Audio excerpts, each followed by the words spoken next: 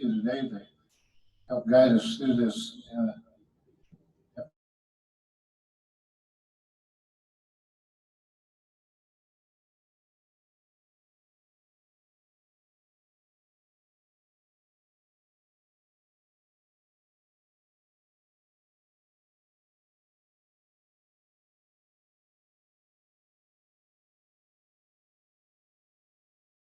And keep us safe. In Jesus' name we pray. Amen.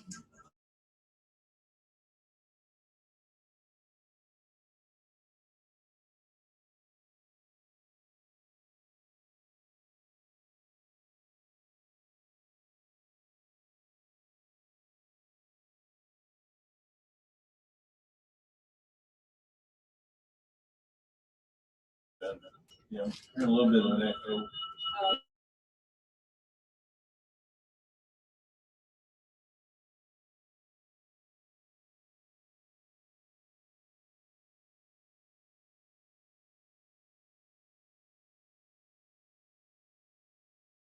Now we get there, won't we?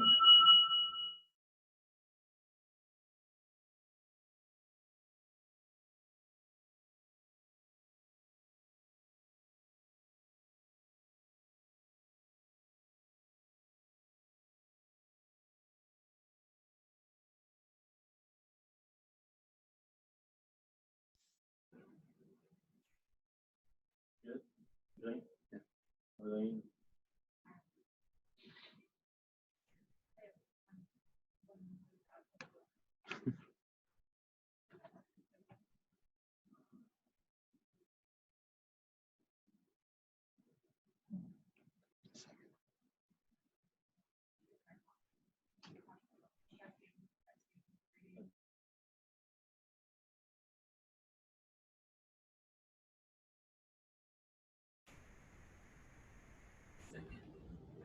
Okay, good.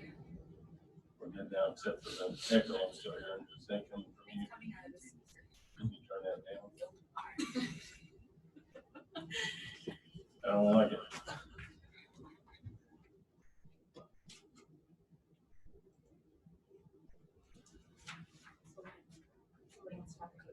Thank you.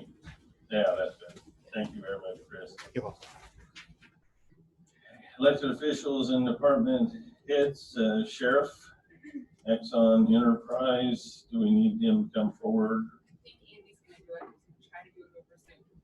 Andy's gonna try to do it over Zoom. Chief, on Zoom.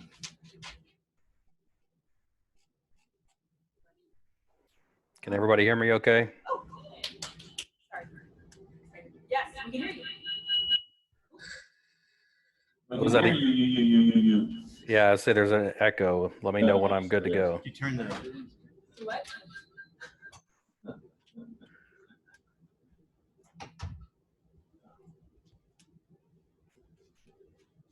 Try that. Somebody get the door. Commissioner West there. Very good. That's what it's like.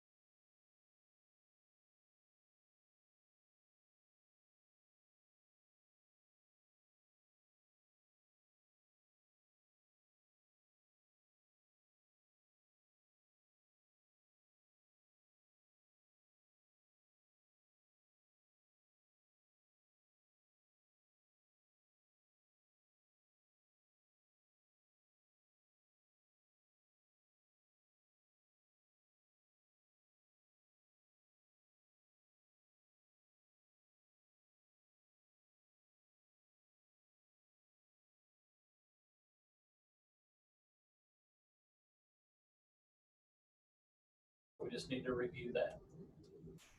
Move to approve. And this is a renewal. Renewal. I think it's additional right now. It's additional. Yeah, it's additional. Additional stuff. It's an amendment, yeah. Amendment. Because we have it in place now. Yeah, we do. Just some added items that we're putting on there. Can you hear me now? Is it working? Motion and a second. Any further discussion? Hearing none, all those in favor signify by saying aye. Aye. Opposed? Motion carries. Thank you, Sheriff. Do you want to talk about the grant or do you? The grant will be the $58,000 for the COVID of items that we're getting, and just I believe the permission to move forward with that. So moved. Second. Have a motion and a second. Any further? Hearing none, all those in favor signify by saying aye. Aye. Opposed? Motion carries. Thank you. Thank you, sir. Lacia.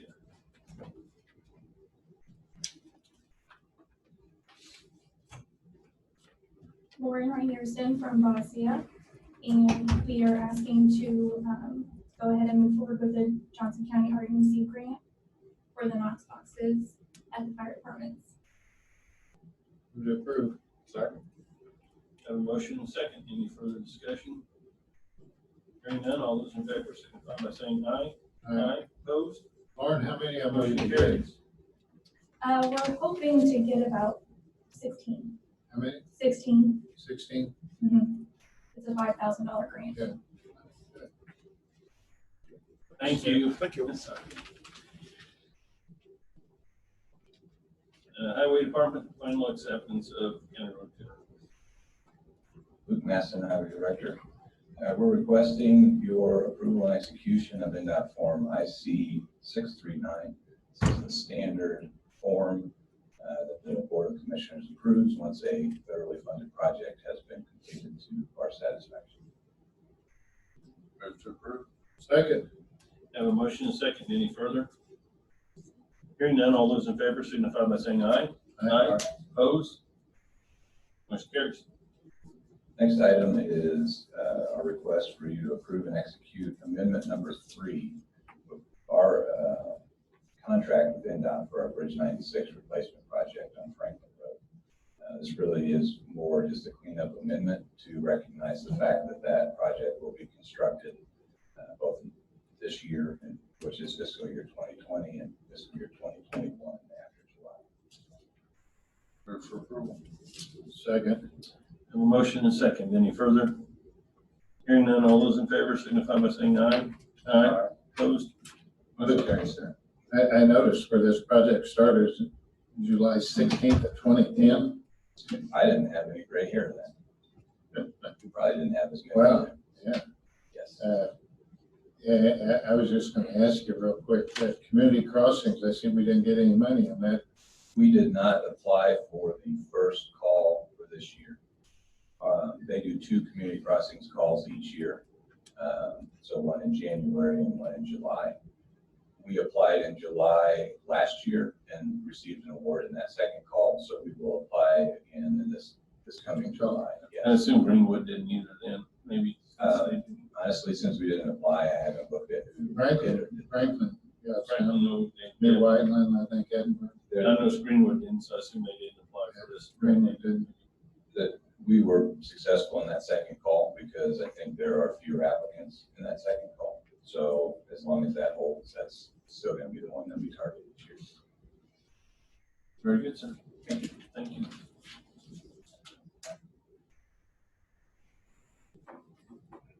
Board of Commissioners, courthouse renovation project approval of change order number 2.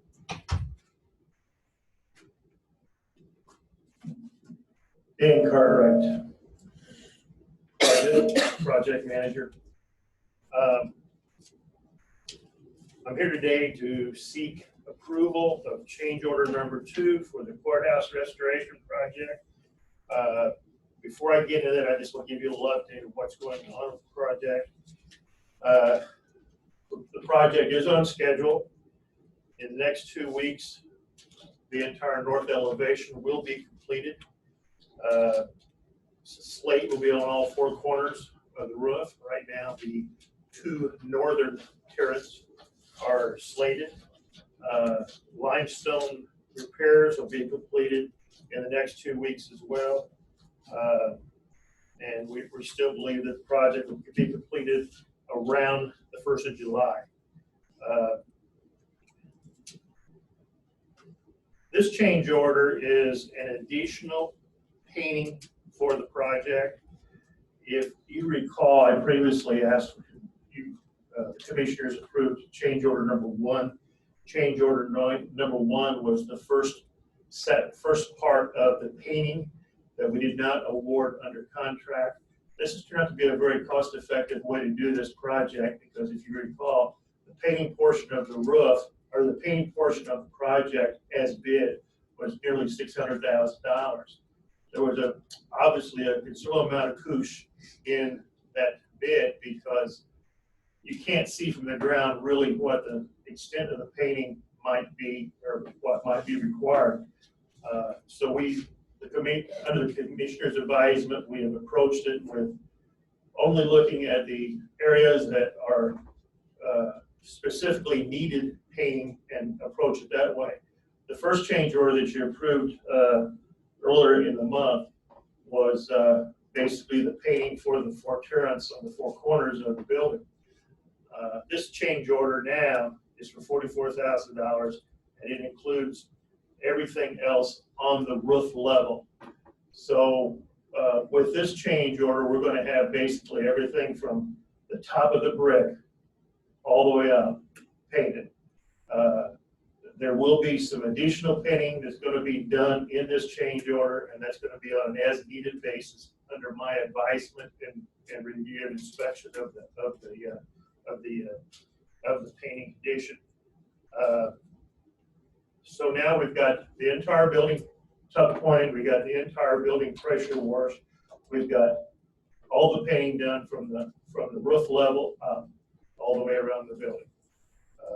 And this change order for $44,000.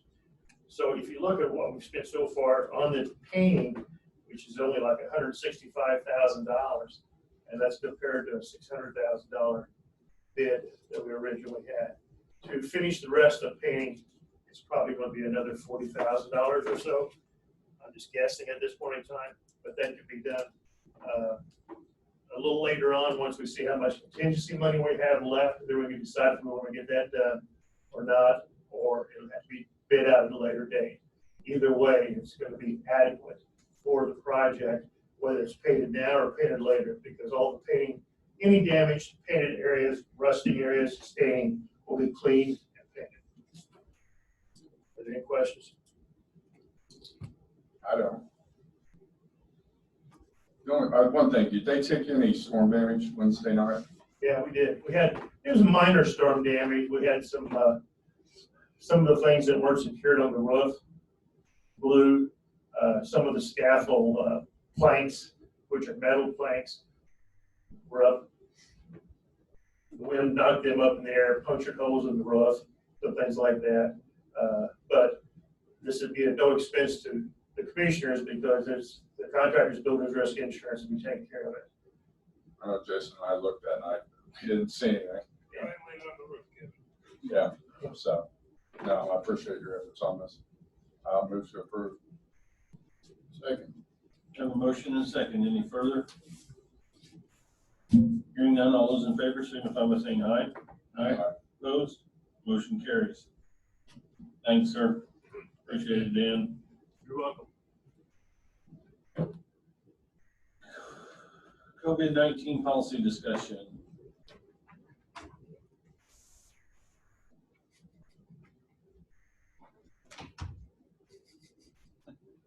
I knew that. She's got a part-time job.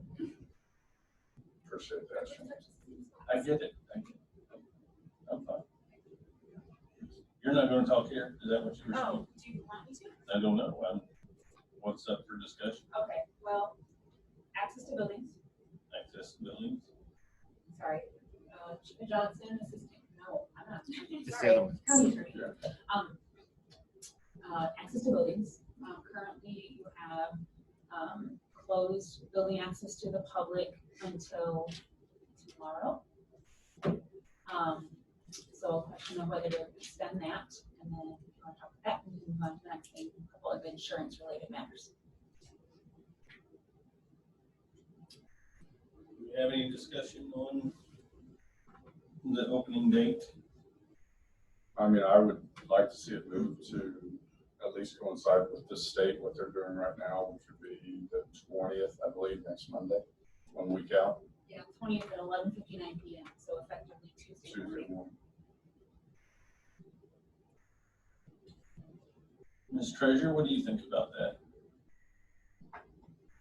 Since I think the auditor and the treasurer are gonna be the most affected by anything that we would do at this point in time, budget, Public. taxes.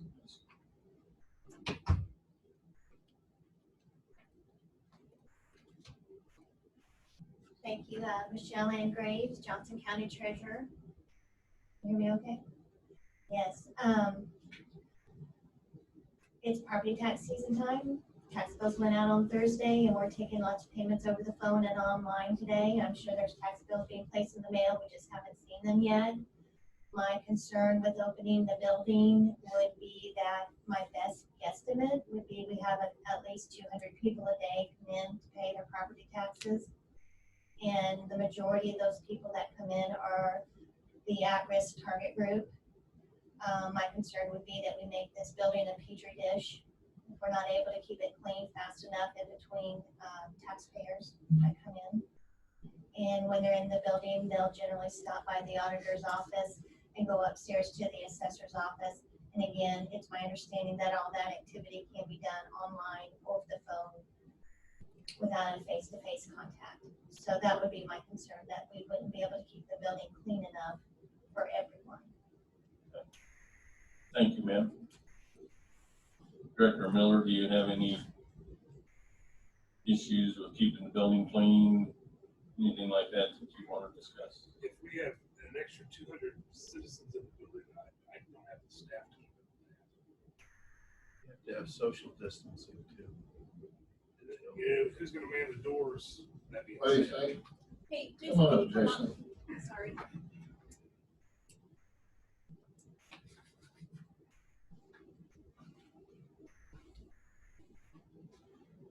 Jason Miller, maintenance director.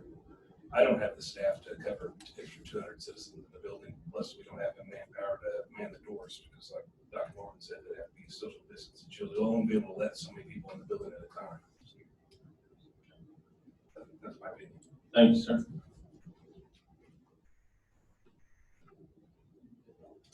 Hearing nobody up there, and I did back in the back. He agreed with Dr. Mormon that it would be tough to man the doors for social distancing and keep the building clean. We got that many people coming in and out at a time. And one other thing, if I didn't mention it earlier, we're doing a great job getting the payments, answering the questions, and getting the information to the people without face-to-face. And I can't speak for the assessor's office or the auditor's office, but I know there's been a lot of work done online to accommodate the needs. So for my office, I know that we are still able to service the needs of the taxpayers on a timely and efficient manner with their property taxes. No interruption of service. Thank you, ma'am.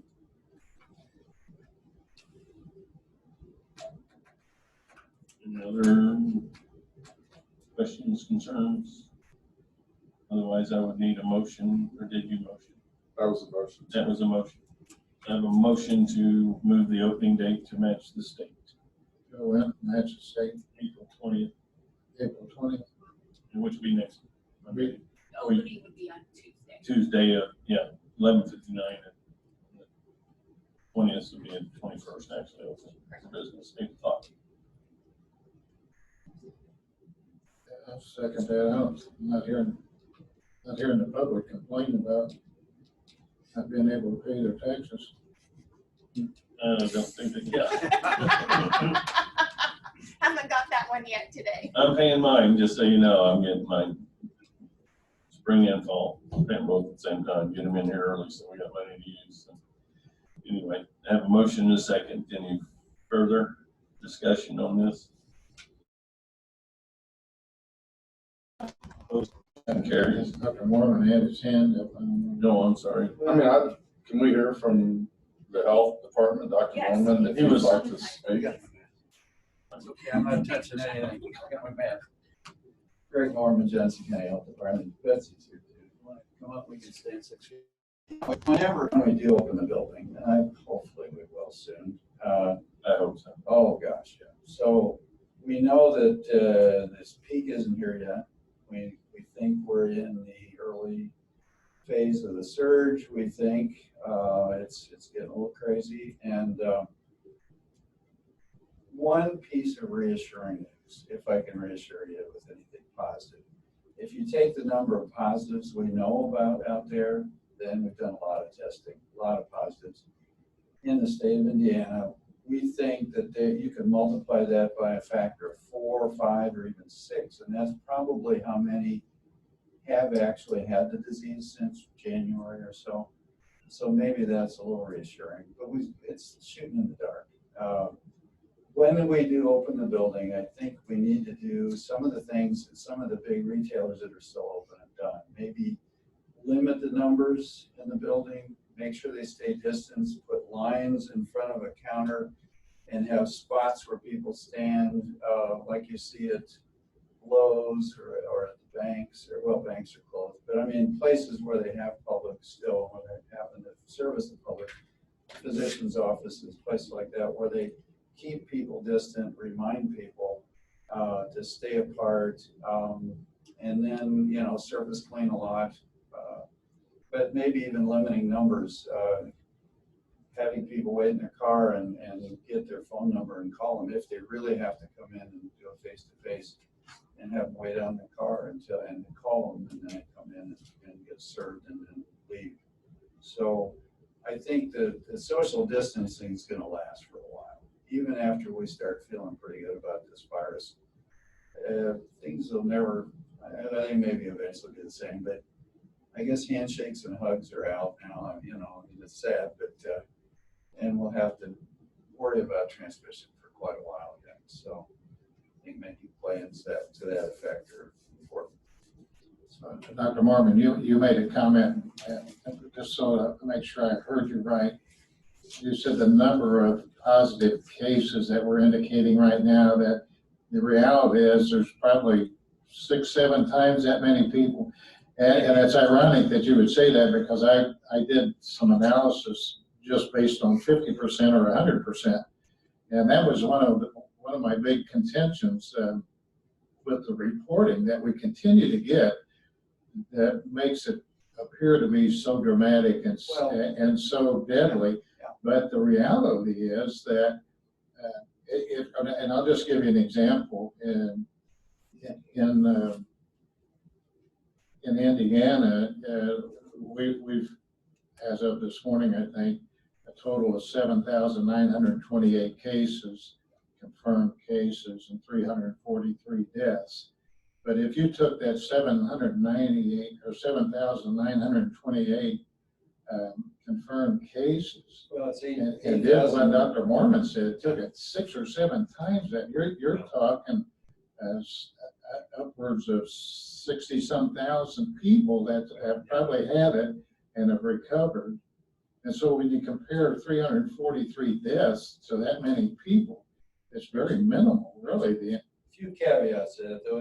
We've tested almost 45,000 now, and about 8,200 are positive. And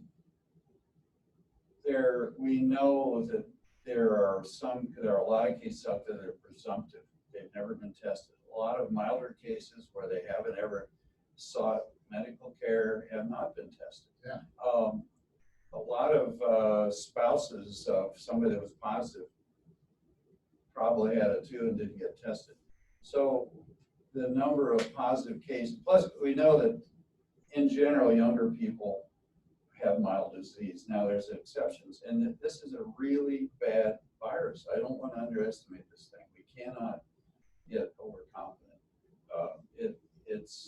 It's really dangerous even for younger people. So we can't let up on our distancing. That's what saved a ton of lives so far, and I think it's really hard for everybody, but we can't let up on it yet. And but yeah, I think it's reassuring to know that there are a whole lot more. I'd love to have it tighter myself. I may have had it, who knows?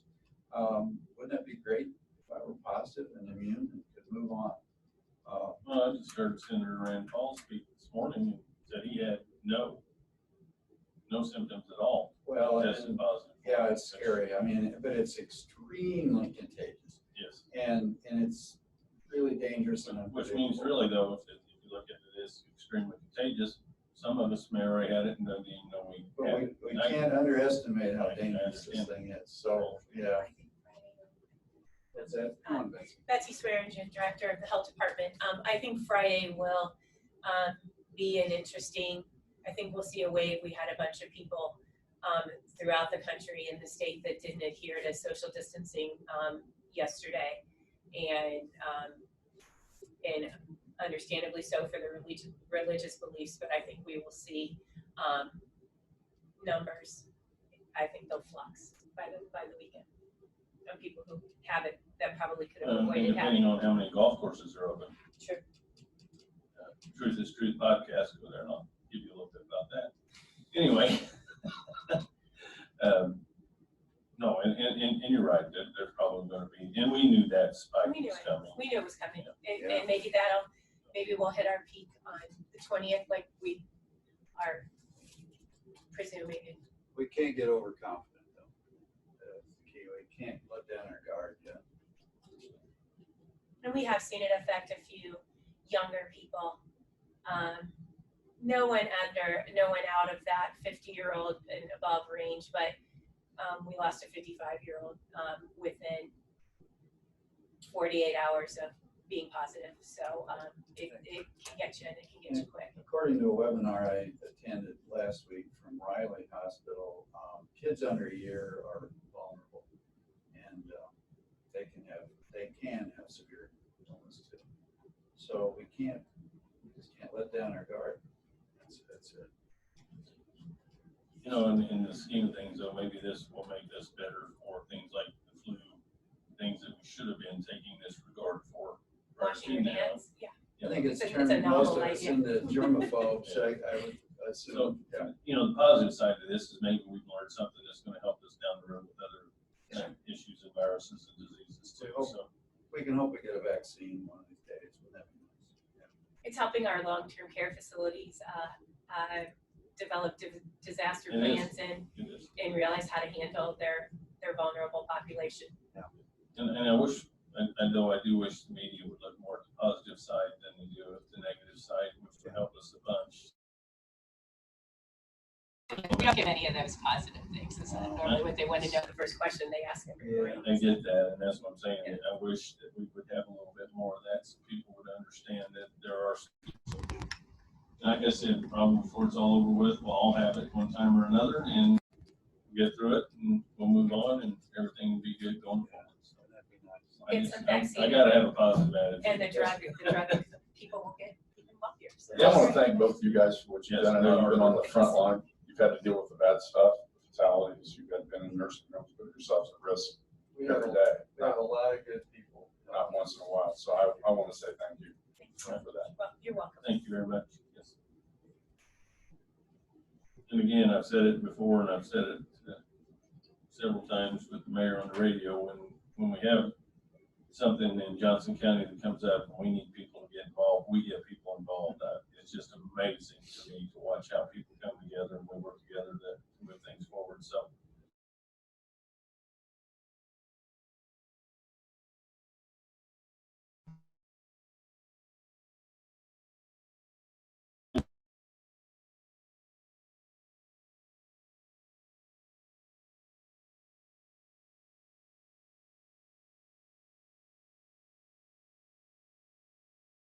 It's hard to hear you up here. Okay, we don't have a video.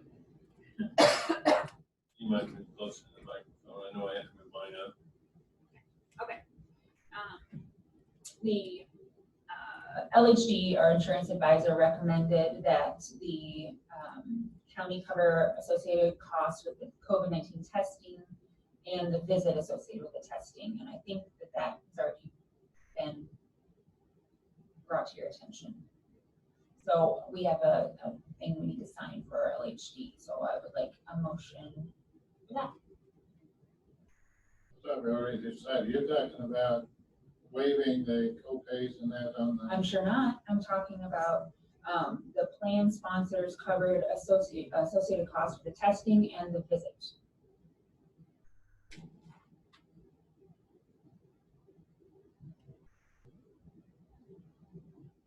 What's wrong? He's thinking of the, we had. Yeah, that's A different thing. It's a different. I'm thinking about the attachment I just got not too long from I have two Dawn that insurance had items the to talk to you Anthem's about. new.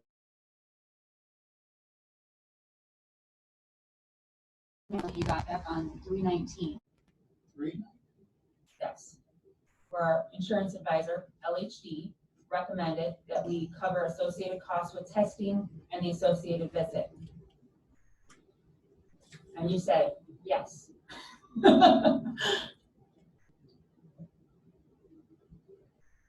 It's the test and the visit, not the.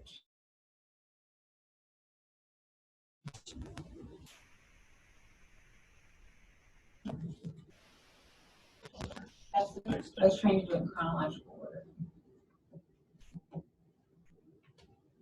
So did we only move that to so long, or is it we're looking to extend that? No, you're ratifying your decision.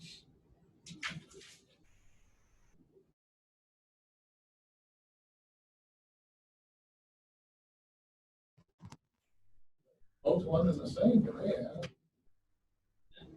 I don't understand the difference. If you're saying that we'll pick up all the costs associated with the doctor visit and the test. And I'm we just, only saying what I thought you wanted. okay. I'm not trying to push anything. No, I know, I'm not, I'm just saying let me say you're repeating what we talked about. Via the email. But Yeah, yours right. I think then later when this came out, and we had this discussion on waiving any co-pays or whatever related with this, that we weren't going to do that. That's what I was gonna ask you about next. Those two decisions. What's the difference? Well, I guess you agreed earlier to cover the testing and the associated visit, and then if there is a subsequent treatment, then they would still have to pay the copay. Yeah, because I thought in retrospect, when we got to discussing it, that we determined that what would separate this from any other malady or ailment somebody might have that they're seeking a doctor visit on or whatever, and we decided that That was on the second part. how would we do one without doing all of them? We, via email, the three of us were sent an email. Via email, we Had to make agreed. a quick decision on that. Yeah, we had to have it done quickly, so we agreed to do that via email. All three of us did, from what she's saying. I think. Yeah, but what I'm saying is then when we got into it in a little more in depth and detail, and we began to compare it with other medical problems that an employee might have, what was the difference? And I think we decided then that we couldn't do one without doing all, and we didn't want to subject ourselves to all.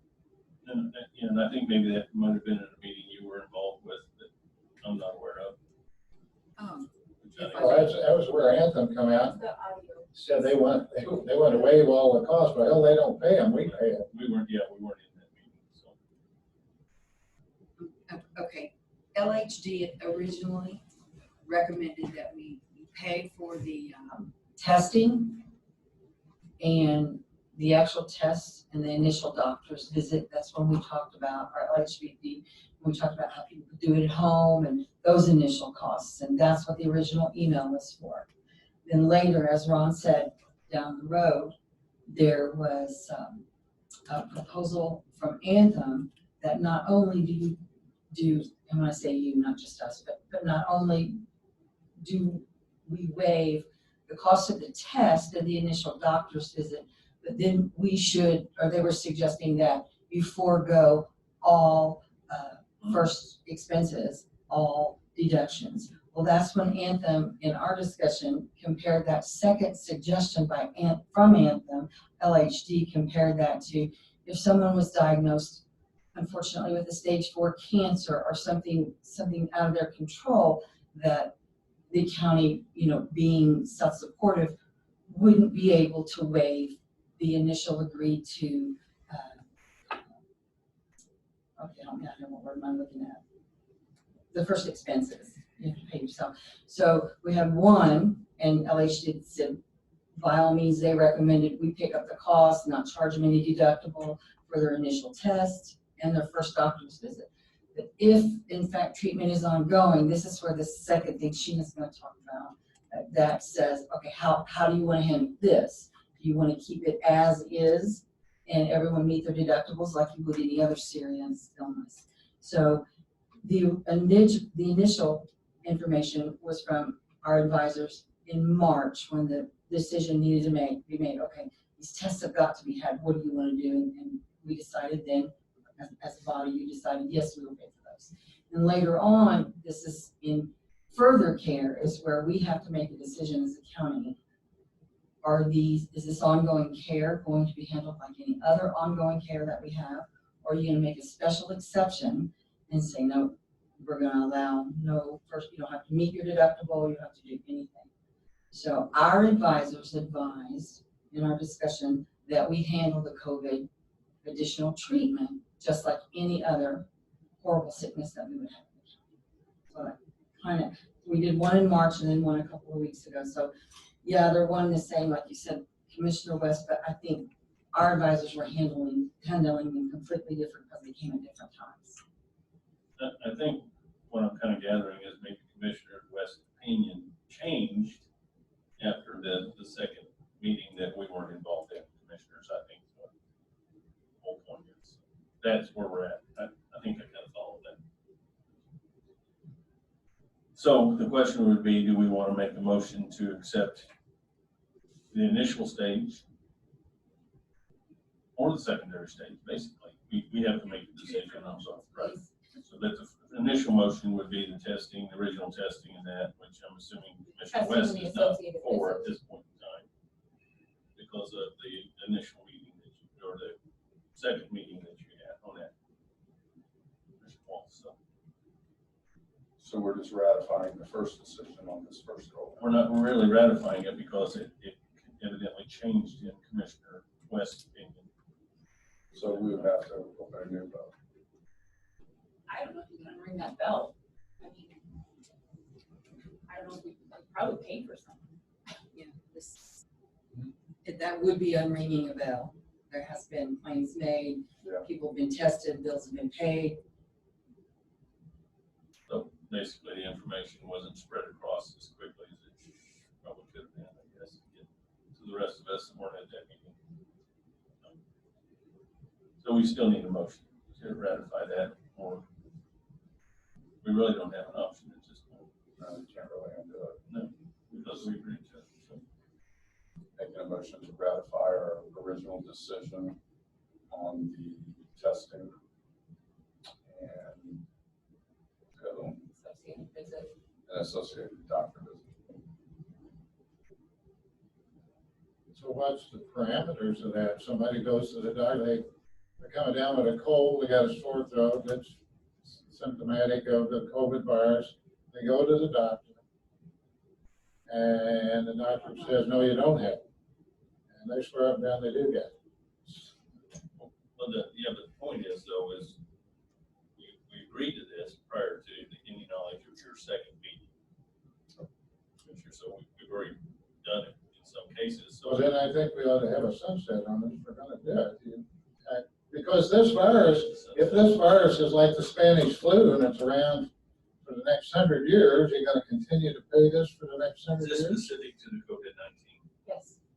It's specific. Right. It's specific to the COVID-19. I know, but I'm just saying, this will be with us perpetually, I guess. I don't know that there doesn't seem to be any recognition that it's gonna go away in the future, so Well, you're gonna, what we're doing, and we're setting a precedence here where we're gonna, this gets into that slippery slope I talked about before, where you start, okay, we're gonna do this, well, then the next malady that comes down, or epidemic, Well, has there been another epidemic in the last 100 years? yeah, you had SARS, you had swine flu, you had. Did they take it to this extent? Has it ever been to this You extent? know, it didn't, because we didn't panic, we used common sense back then. We didn't let ourselves fall into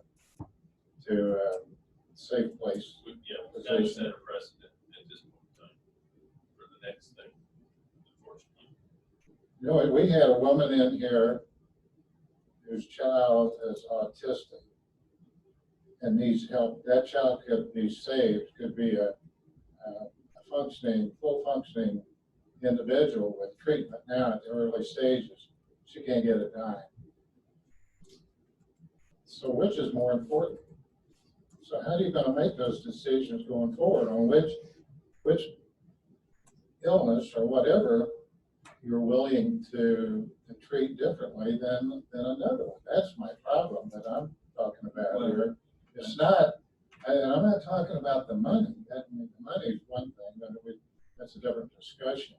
But I'm talking about equal fairness to all of the people that we cover, all of our employees. So how can you do that equally? You begin to segregate and to supplement one. Commissioner,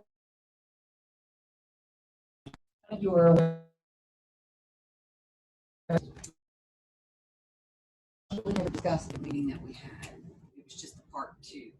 So we didn't go back and readdress what had already been approved. Hold on a second. with that being said, can that ratification be amended with a sunset date? Why could it not? You're gonna cover it for some employees and not for others. We're gonna stop it at a certain time until through a period of time, we're gonna cover it through a period of time, which I think that's fair. Okay. Don't know why it wouldn't be, because then when's the next issue gonna come up? We'd be doing the same thing then at that time, I would think.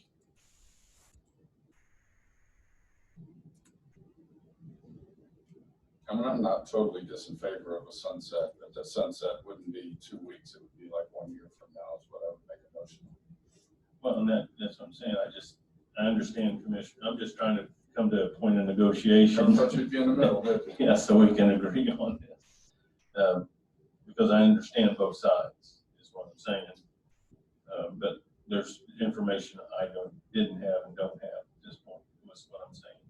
Well, and if we looked at a year as an example, hopefully within a year, there'll be a vaccine that developed, there'll be under control. Treatments to lessen the severity of it. There'll be a lot of things happen within the next 12 months. Hopefully that'll mitigate some of the dire effects that we're witnessing today. So, Commissioner, would you care to amend your motion? I would amend it to make it to April 13th, 2021, same copay and your doctor's visit. well, I would only second that because we've already subjected ourselves to payment for certain employees. So,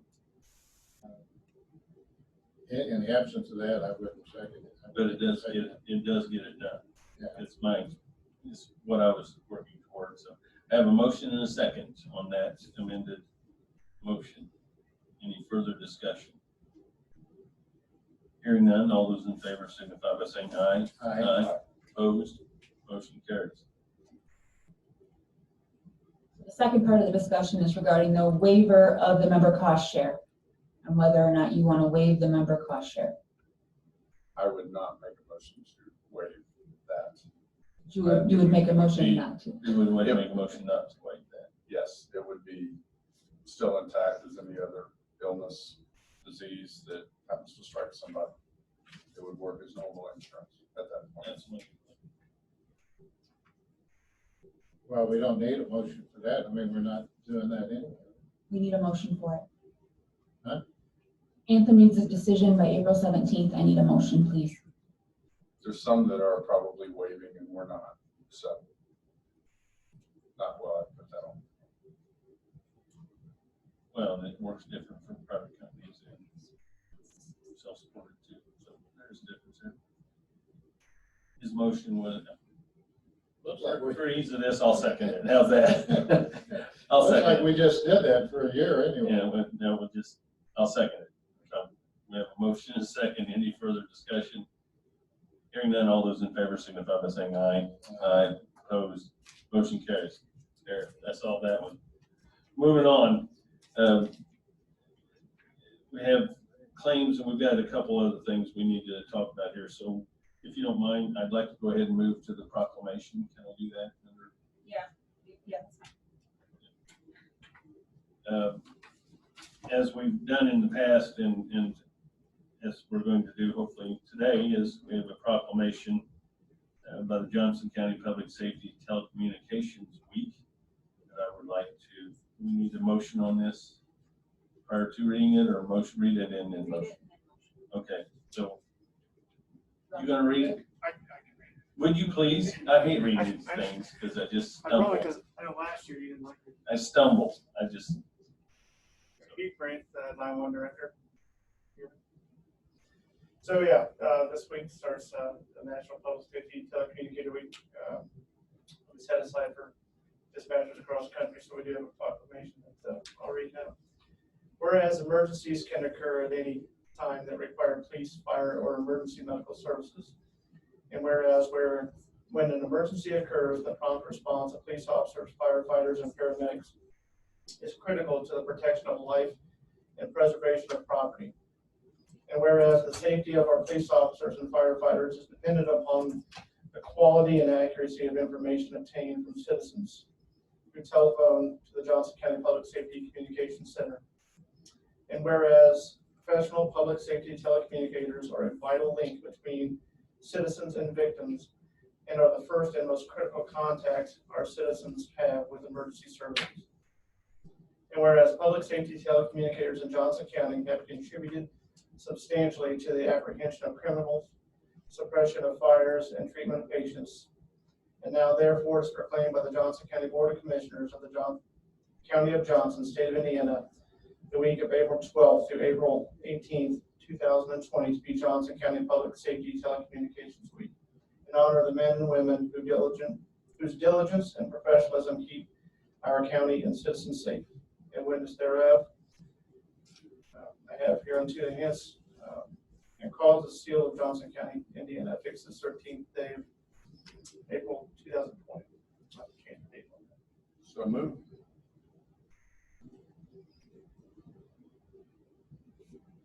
So we're talking about the 911 personnel. Yes. The only problem I got, Heath, is that's their job. And why are we giving them special recognition? There's a lot of people doing equally as much or more. We're not doing a proclamation. So I don't quite understand. They're doing their job. Why would we issue a proclamation pointing out that they're doing their job? But this is something that is a national week. This is something that is celebrated all across the country during this. So it's a national proclamation nationally? Yeah, typically we get a proclamation from the governor as well. I haven't seen that yet. I'm sure he's pretty busy. I'm just asking the question. I guess it's for recognizing people that put their life at risk every day. They put their life at risk every day. 911? You're dealing with suicidal people on the phone. You're saving lives. Well, but you're not putting their life at risk, not like a nurse would be in a COVID care unit or. They're in a group of people that are recognized under this proclamation. I just struggle with that. I appreciate what the people are doing out there, Lord knows, and we've seen and you've demonstrated, and I know we gave one individual some special recognition for some outstanding work in saving a life. To me, now that was well deserved and was well worth it. the notoriety that it brought about. But it's here's where I'm having the problem. If we do this for the 911 people, then the sheriff's deputy's going to say, well, Lord, you'll be doing one for us, shouldn't you? And then Bessie's going to say the health department ought to be getting one.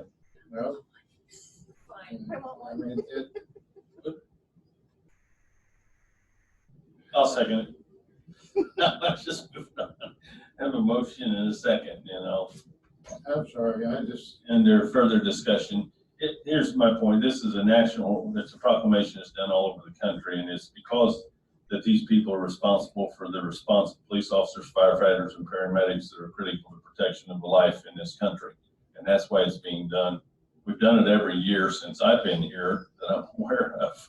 We've done this proclamation, so I don't know why we're questioning it now, is my point. So I couldn't recall doing it before. we've done it since I've been here. Yeah. Same one? Yeah. Well, if I voted for it before, I'll vote for it. Just, I need to make that point so we understood this is not the first time we're seeing this. Nothing new, this is Yeah. just the same week in April every year.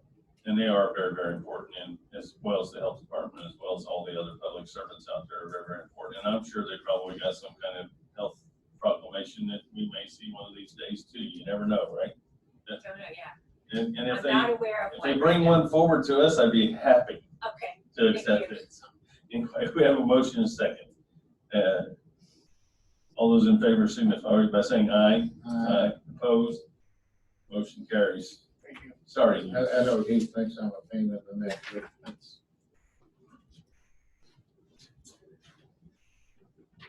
That's done. We also have, let's go ahead and do claims. We don't mind. Oh, back to redevelopment commission, sorry. And then claims. A motion to Then approve the annual report. Yeah, I'm getting there. We just need a motion for approval of the 2019 annual report. Move to approve. Second. Have a motion and second. Any further? Hearing none, all those in favor signify by saying aye. Aye. Opposed? Motion carries. Now we'll do claims. claims. There were two claims for Mr. Hughes. It was, I gotta find it again. Yeah, they were $1,600 a piece, dated the same. I'm not sure whether that was duplicated or. I will double check, but that report shows every claim, even if it's voided. So my guess is the one was voided for some reason and then it was reissued, but I'll double check and let you know. Okay, and then on the prosecutor's office, they had 3 charges at the residence inn, totaling about $1,500. One was $375, one was $625, one was $500, and it said for witness fees. So I'm not sure. Maybe we'll have to look into I know that. there was, I know that there was some discussion of some witnesses that need to be brought in for a case. Was that what it was? Yeah, I'm There was a pretty sure. jury trial not too long ago, so they probably brought him in from out of town and put him up. I think we were aware of it. We just weren't aware of what the specific charges were going to be. I think that we were aware of it happening. And then, of course, I gotta always point out the prosecutors with their service animal. PetSmart 7270 and Wanamaker feed $131.84. It's a spoiled little pet. I spoil mine. Other than that, It doubles. I don't have anything for the sheriff. Of course, I haven't got the manifest for the credit card charges yet, so once we get that, then I'll be looking at it. Those are the only things that I saw in there. I was curious about that one, $1,600 twice the same day. And that I move to approve. Second. Have a motion and a second. Any further discussion? Hearing none, all those in favor signify by saying aye. Aye. Opposed? Motion carries. And then just one other, under new business, I received an email from his auditor about possibly some plexiglass guards to be looked at. I know I've asked Director Miller to look into that, and I think he is, and we will be looking into that, working on that, but I want to just throw that out there so people know we're looking at it. Are we just looking at the auditor, or are we looking at everybody in this building? I suggested it might be something that Michelle, Mark, and Yost might be interested in, but I couldn't speak for them. Yeah, you actually do the work at the counter, you can, correct? We can, and I think we might move back away from the desks. Yeah, and I think that's Deferring to probably what Dr. Mormon said, it's just a new way of life, and we just need to distance ourselves I think further. that would probably be a good idea. And then what we could do there is we could have a couple of stations instead of do the whole, Sure. which doesn't make sense to do the whole counter. We should be able to come up with some kind of temporary station that would allow that to happen. So anyway, just for the knowledge of the commissioner. I would assume this is everybody going to be work on permanent. I would hope so in my office. Well, but what I'm saying is you can get them on legs and stands, and we can, that way if we ever want to take them down, we can take them down. Yeah, and then we can move them around too that way, if we do it that way. That way you can do a couple stations. I look at all of them. I mean, I would be, Yeah, are you sitting back here, would you? Jason's looking into them. Okay. All right. Jason has to. Jason's looking into it for her. Check carefully. You know. We'll take care of, we'll take care of you. You don't have to worry about that. We Anyway, got one out in the lobby. Miriam's okay out in the lobby. Poor Miriam too. you know, just people are aware that we're working on that. I didn't want that to be a shock to everybody that Jason's gonna walk around and look at things and see what's going on, so. We would want ours to be temporary too, because you would want to take it with us. So I think temporary, and when I say temporary, it just means it's on a stand instead of being permanently mounted to the counter. I think that would be the most reasonable way to do it, so we can move them around. I'm taking the counter too, so. You can have it. I should take it. We put it in, right? That's right, it's ours. But anyway, is there anything else under new business? I just wanted to say, I'm glad Heath didn't leave, but if I don't get out of this safe place quarantine or whatever in the next week, you think my mood's bad now? Give me another week of this and you won't be able to put up with me. I'll be so damn negative you won't even want to come to our meetings. So. Sir, you have a barn, you should use it. Yeah, I have. I was out there all day yesterday in that thing working on more, but You just don't have it set up right where I'm at. I'm having a pretty good time. I'm all at my house for a while. I'm watching a lot of iRacing. I just wanted to say, I don't know whether the mayors of Franklin and Greenwood watch this or not, but they need to open up parks. They need to open up pickleball courts, tennis courts. It's absolutely crazy and insane for them to close those facilities down, the outdoor facilities. People are, it's not like tackle football or basketball where they're banging into each other. It might be. Could be, but let the people get back out there and begin to enjoy some of the amenities that their dollars are paying for. And I haven't heard of one person that works for a local government being laid off or let go through this. And you can't tell me that all of those people are staying busy every day in some of those departments. So they need to open back up. I personally think the governor needs to let these restaurants open back up. And I'll tell you what, here's the reason. If you're a business owner, if you open up a restaurant, you're going to do whatever it takes to make people feel safe to come to your facility and dine. So if it means separating tables, if it means certain hygiene and protective gear that your employees will wear, whatever it takes to make people feel good when they come, then you'll do that as an individual and a business owner. And I, as an individual, if I decide I want to go there, then I'm going to look at the conditions and the environment in which you're giving me or making available to me to dine there. So people, it gets back to letting the individuals make the decisions. I'm not going to go into it again about government and restriction and all that too much. But we really need to begin to open things back up. And you could do that, let the individuals make those decisions. This arbitrary decision to close businesses down and do it on a selective basis, and I'll just give you one, I wish Dr. Mormon was still here. In the year of 2018 to 2019, there was 82,000 plus deaths in the United States directly attributed to alcohol abuse. But the liquor stores are still open. They deemed them essential business, right? And in that same period, we lost thousands of people due to lung cancer. And all we ever hear is smoking cessation and how secondhand smoke and smoke itself is killing people on a day-to-day basis. Yet we continue to sell cigarettes as an essential item. So where I'm going with this, it's not the government's place to make a decision on what's essential and non-essential. That's up for the individuals to make. And they shouldn't be doing that. It's arbitrary. And just like with the churches, not having church services.